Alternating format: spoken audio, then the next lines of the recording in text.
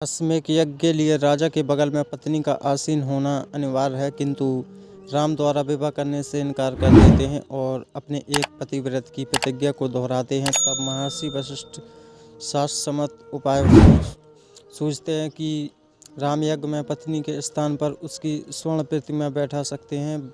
वशिष्ठ भगवान विश्वकर्मा द्वारा देवी सीता की स्वर्ण प्रतिमा बनाने का निर्णय लेते हैं। प्रजा का मन भी बदलता है।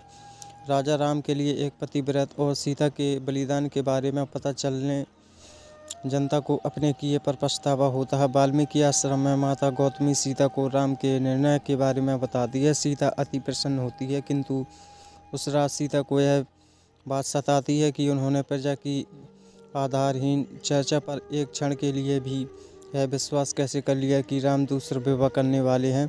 सीता एक पतिव्रत नारी है। अगले दिन वह महर्षि वाल्मीकि के पास जाकर अपने पति पर संदेह करने का पाप स्वीकार करती है और उनसे प्रायश्चित करने का उपाय पूछती है। वाल्मीकि सीता की इच्छा का मान रखते हुए उन्हें संयोग कारण व्रत रखने को कहते हैं। वह बताते हैं कि इससे समस्त दोषों का निवारण होगा तथा पति के दर्शन भी होंगे। राम के अश्वमेध यज्ञ में सम्मिलित होने के लिए काशी नरेश के अलावा किष्किंधा नरेश, सुग्रीव, जामवंत, अंगद तथा लंका नरेश विभीषण आते हैं। मथुरा के राजा बन चुके हुए शत्रुघ्न भी अपने दोनों पुत्रों सुबाहुबा, सुरसेन सहित आते हैं। अतः पूर्व में लंबे समय के बाद राज परिवार के सभी सदस्य एक दूसरे से मिलते हैं। भरत के पुत्र ताक्ष और पुष्कर व लक्ष्मण के पुत्र चित्रगण और चंद्रकेतु तो पहली बार अपने चचेरे भाइयों से सुबाहु व सुरसेनु से मिलते हैं।